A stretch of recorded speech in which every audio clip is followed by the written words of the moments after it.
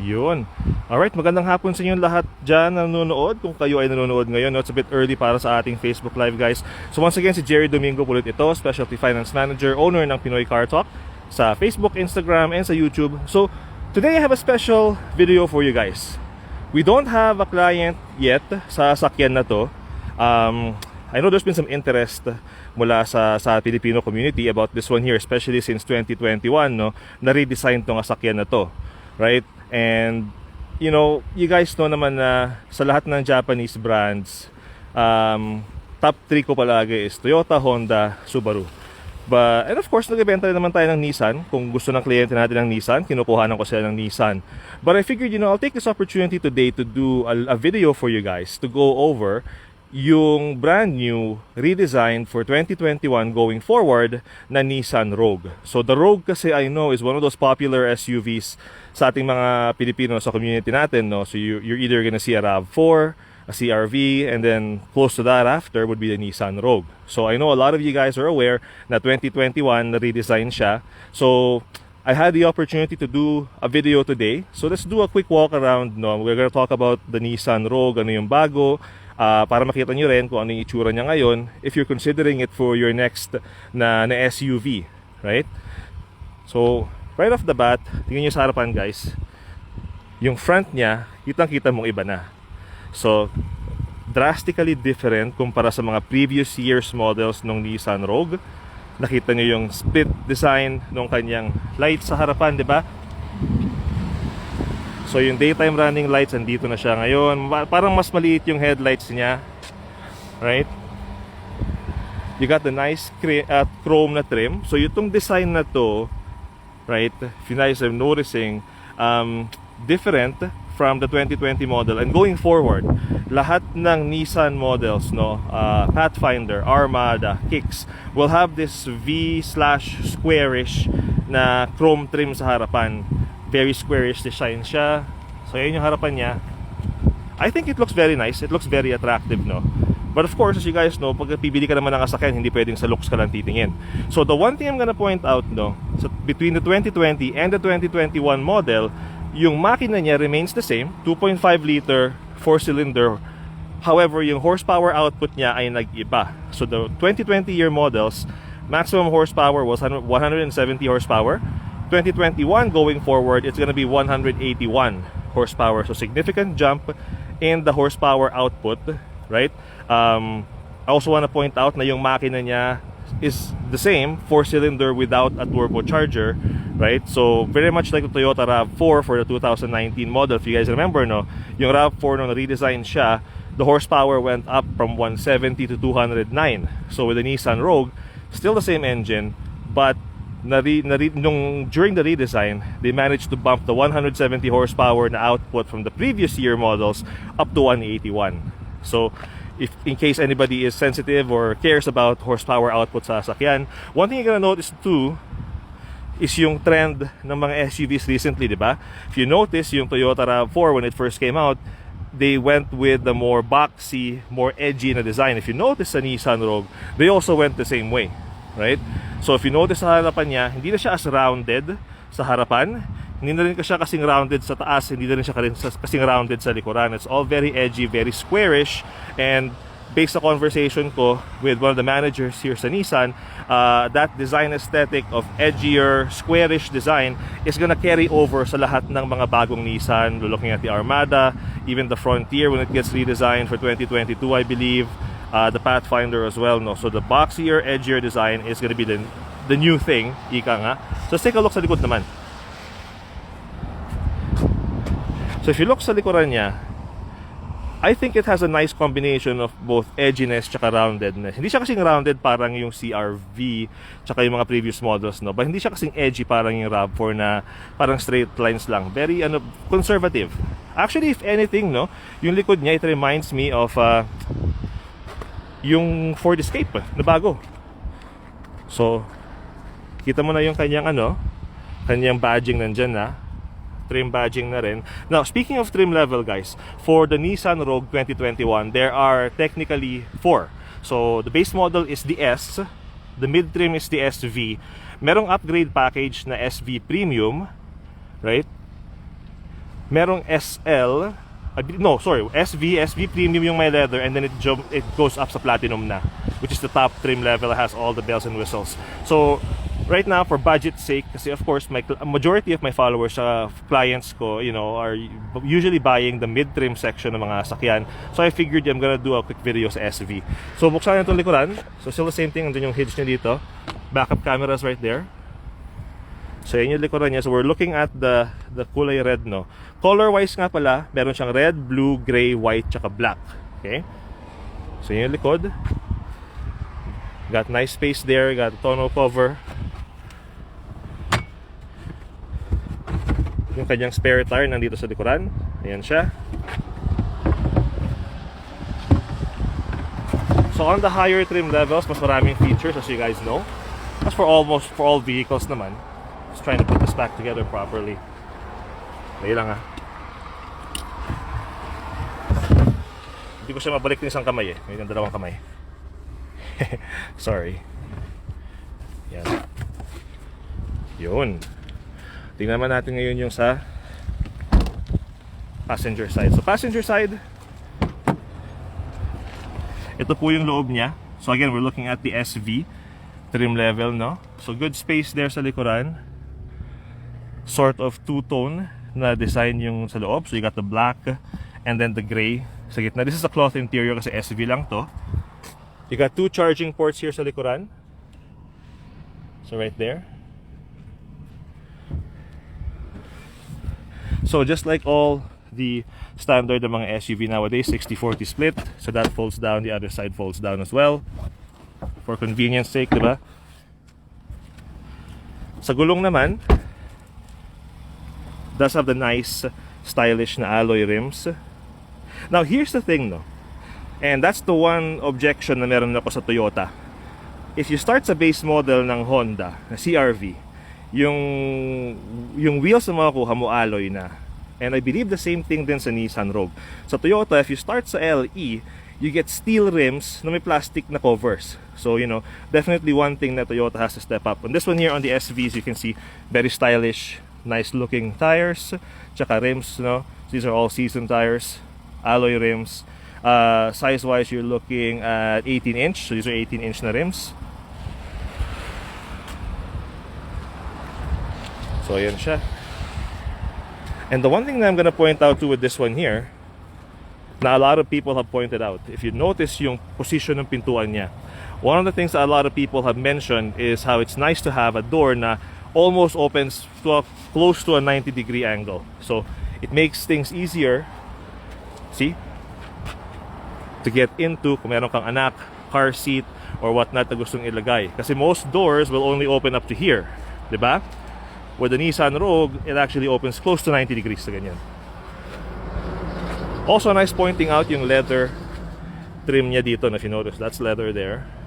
And then yung kulay gray na fabric dito, it matches yung interior sa looban, diba? So I noticed this combination a lot with the red vehicles, yung kulay brown. So I think it looks nice.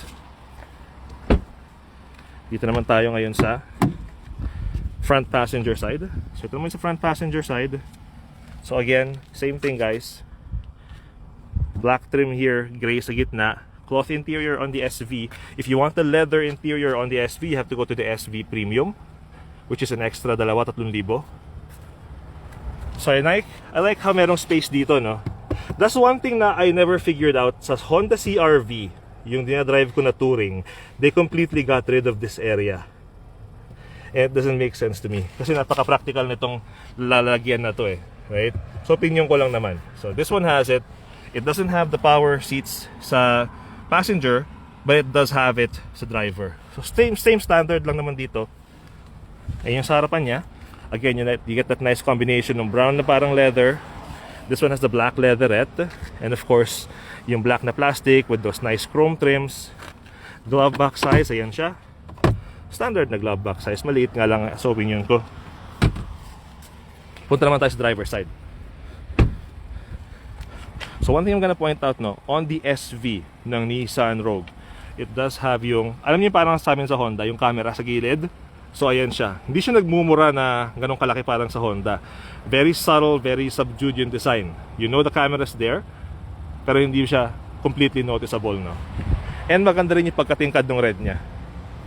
So opinion ko. So let's go on the driver's side. Oh, one thing I'm gonna point out, no? On the SV, guys, if you notice, may sunroof na siya. So on the driver's side, power seats, you got lumbar support. Okay. Yung adjustment nga lang ng ano, actually, is power. I was gonna say something else, I forgot. Yung controls niya is dito. So same as the other side, this is a very nice, parang maganda yung pagkaka-finish dito. I forgot what the actual marketing term is, no? So pasok tayo sa loob. So, if you take a look at the design here, very nice change. No, this is like the way that modern vehicles are going with this raised screen na andyan lahat ng multimedia mo. This is touchscreen, you can see there, diba? You got those controls there. So I'm gonna turn on yung backup camera so you guys can see. Now take a look sa ano niya, sa parang cambio niya do. It's a very different design. I don't want to say na I hate it, but it's definitely something na maninibago ka kasi maliit, and you know, for a lot of the new vehicles naman, for example in the domestic side, Dodge and Jeep and all that stuff, yung cambio niya is diikot na, di ba? Here you still have that feeling na kinakambio mo siya, but it's just really small. I don't know, it looks very awkward to me. Driving modes are here as well, so very easy to follow, right? And so you can control it here and you can see it there sa drive mode selector. Also nice with this one here, you get a tire pressure monitoring system, no? So watch, I'm gonna change the drive mode. So automatic, eco, snow, right?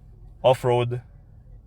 So you do have some control when it comes to driving based sa sa surface na dinadrivingan mo. Now, the vehicle is all-wheel drive. There is a front-wheel drive version na ino-offer, but I believe that's also just on the S and the SV. If you go on the higher trim level, SV Premium and then the Platinum, I don't think it comes in front-wheel drive. It also has paddle shifters for those na interested, no? Merong paddle shifters yung sasakyan. Very square. Look at this, guys. Very square setup ng steering wheel niya. See? It's like one horizontal bar na ganon. Maliit. Hindi, alam niyo yung mga dating steering wheel design, di ba? Parang cover tong buong areang to. Right? Cover tong buong areang to, tas malaki. So now it's slimmed down. I'm not sure how you guys feel about that. It looks strange to me sa angulo ko. But maybe when you're driving, it's gonna be better. So the SV here, I want to point out as well, it does have the leather wrap steering wheel. And I believe... No, it doesn't. Not on this trim level, no. The heated steering wheel. Oh, actually, it does. Here it is. So it has a heated steering wheel. Again, a big plus para sa ating mga nasa Alberta, Saskatchewan, tsaka Manitoba. Heated steering wheel, right? Heated seats. Dual zone climate control. So whenever you see sakyan na merong ganito, na dalawa, that's called the dual zone climate control, na the driver can have their own temperature settings and then the passenger can have their own temperature settings. USB ports, another here, plug. I forgot what they're called, guys. Push button start. Look at the push button start. It's so tiny. Kumpara sa mga ibang brand, right? Ang liit, napaka minimalist, I guess. So, yan yung kanyang push button start to start the vehicle.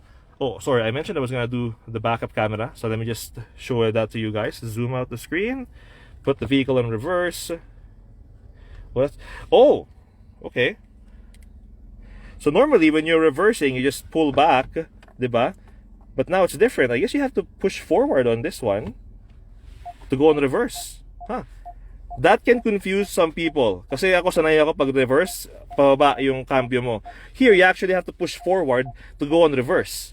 So take a look at that, guys.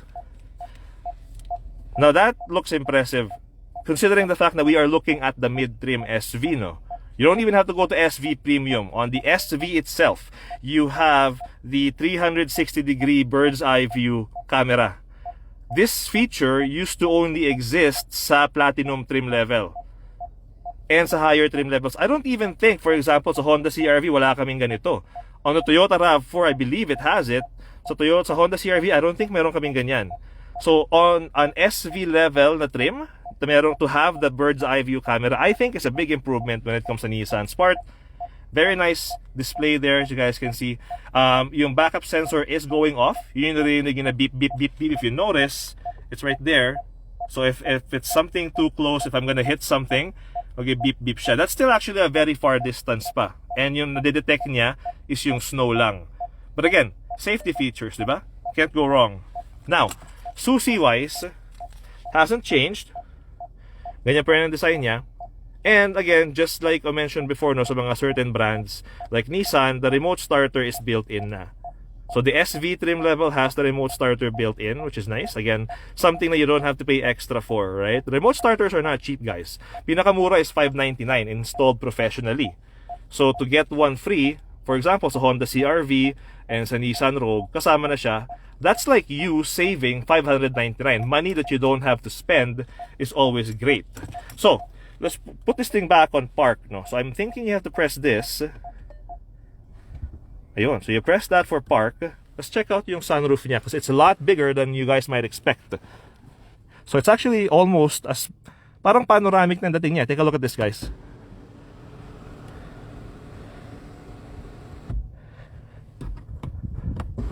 Diba?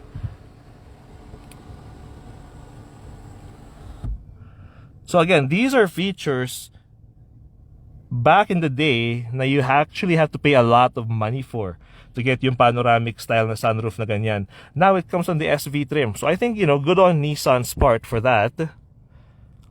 And again, I mentioned this before in previous videos, no? Nissan is brand-wise, just like Kia and Hyundai, very heavy sila sa features na you would otherwise not find sa top 3 Japanese vehicles like Toyota, Honda, and Subaru. So ayan siya, di ba? Middle console, glove box here. Different design as well. Hindi siya yung rear hinge. This actually opens up like that. Pabukas siya. Ang tawag dyan, butterfly daw. Butterfly.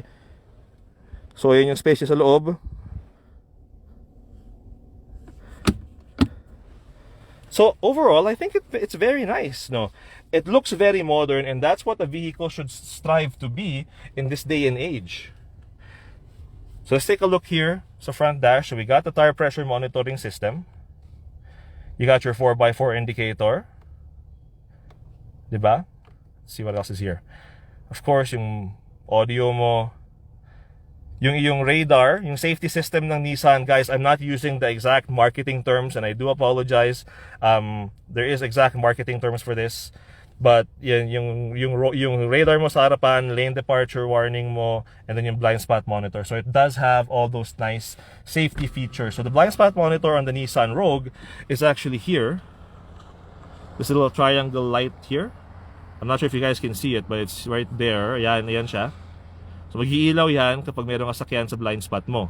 Diba? Definitely, guys, a big improvement. And I say that because I've sold Nissan Rogues almost every year of my career. Whether it's brand new or used, nakabenta na ako ng mga Nissan Rogues. I have seen this vehicle evolve over the years. And the 2021 model, guys, I would say I'm actually very impressed. Right? And you guys know na I'm not the biggest Nissan fanboy. They offer a lot of value, sa opinion ko, if you buy them pre-owned. Brand new kasi, ang bilis silang mag-depreciate. I have to say that. I have to put it out there. Tingnan naman natin yung makina. So yung hinge ng makina ay nandito. Okay? Now yung kanyang fuel ano niya, punta tayo sa kapila. So on the right side of the vehicle, so it's not the locked one, push mo lang, bubukas na. So regular 87 grade na fuel for this one, guys. Doesn't need premium. Okay? So pinap ko yung hood para na makita natin yung loob.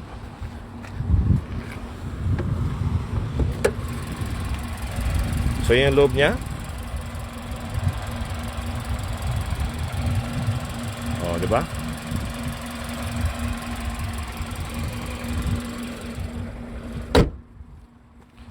Ayan. So, guys, definitely something worth considering, no? If you're looking at getting yourself into a newer SUV. Of course, as you guys know naman, I always promote yung aking top 3, right? Toyota, Honda, Subaru. But guys, I'm pretty impressed with what I've seen here sa 2021 Nissan Rogue, no? Especially on the SV trim, right? Kung di mo naman kinakailangan ng leather or wireless charging or whatnot, if you want something na affordable, right? This one is actually a good contender. Kasi yun nga, sunroof, alloy wheels are there na, right? Heated seats, heated steering wheel, 4-cylinder, 2.5 liter engine, 181 horsepower, front radar, blind spot monitors, 360-degree view ng backup camera. There's a lot of features, built-in remote starter. There's a lot of features in the 2021 Nissan Rogue. So definitely, guys, consider this. Like, I admit, when I first saw the pictures online, when I first read the yung mga opinion pieces and commentaries from car journalists, I wasn't expecting too much. Pero seeing it in person, right here, right now, pagpasensya nyo na yung traffic sa highway, I would say I'm very impressed. Definitely something to consider when you're choosing your next SUV. So yeah. So guys, that is the 2021 new, completely redesigned Nissan Rogue. So again, as you guys know, if interesado kayo sa sakyan na to, you want to get into a Nissan, any brand new Nissan, pwede natin kunin yan para sa inyo. Let me get you pre-approved for the loan first, and then we can figure out kung anong kasya sa budget, anong kasya sa loan approval. And if you decide na, hey, Kuya Jerry, gusto ko ng brand new na Nissan Rogue, walang problema. Easy access, guys. Alam niyo naman yan. Alright, so again, Jerry Domingo po ulit ito, Specialty Finance Manager, owner ng Pinoy Car Talk sa Facebook, Instagram, and sa YouTube.